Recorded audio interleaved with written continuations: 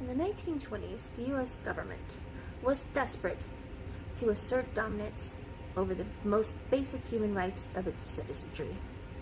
But can't flex non-existent muscles, and their dicks were way too tiny and insignificant to find for any kind of measuring contest. So what is left? Well, murder, naturally.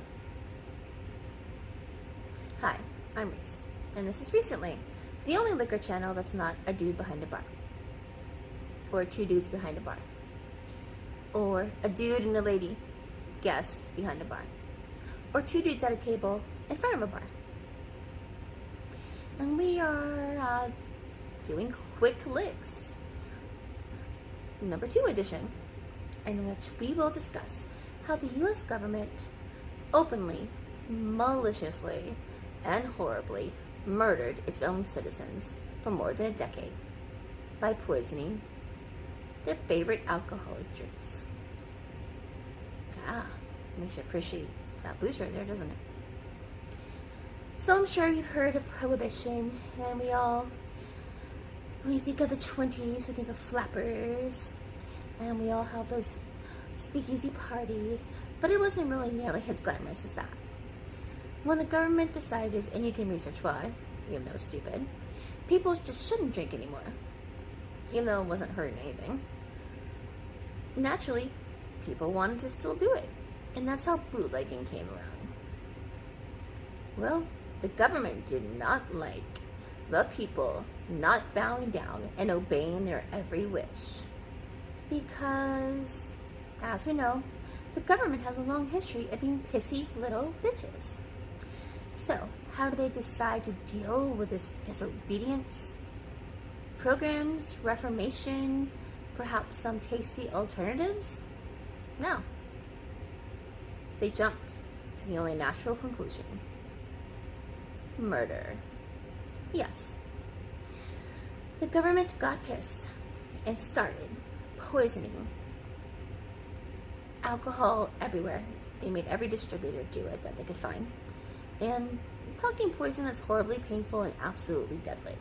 It's not as if you maybe put a little bleach in there, which wouldn't be good. But, it gives somebody a chance to sip that.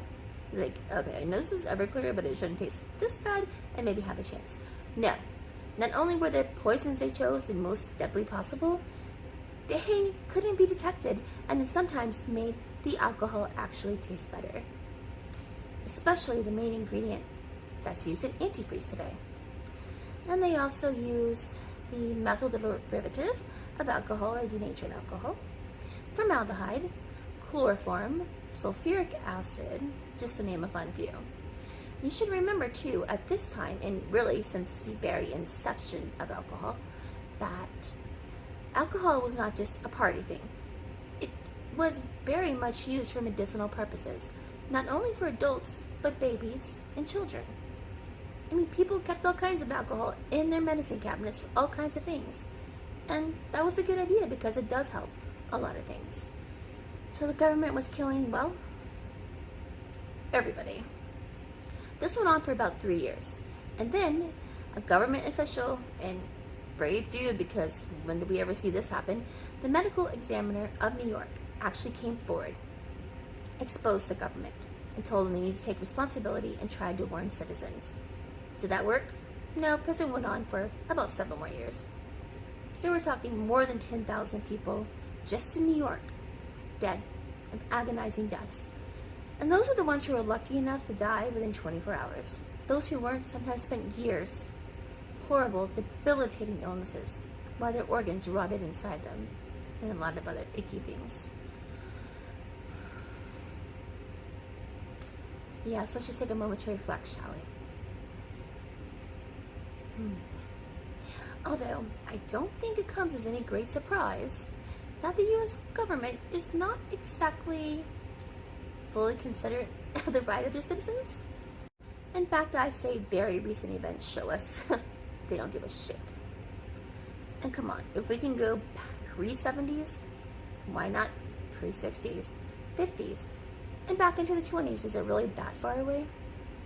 So yes, the government just couldn't leave it alone except that people wanted to get things they said they couldn't have. I mean, come on. Most of the bootleg was gin, which should have been punishment enough. But no. The governor was that idiot kid on the playground who wants to tell everyone what to do and then has a temper tantrum when they don't listen. Except this temper tantrum, thousands and thousands, thousands and thousands of people dying. Painful, horribly. Well, that was a cheerful edition. Be sure to Google and learn more about it. Enjoy whatever alcohol you may have with you tonight. And I can recommend buying your favorite liquor out of the country. I recommend Scotland the highest, if anything like this ever creeps up again. This has been Rhysently with Quick Liqs, and I hope that I've managed to illuminate you and also crush some of your dreams. Good night. See you soon.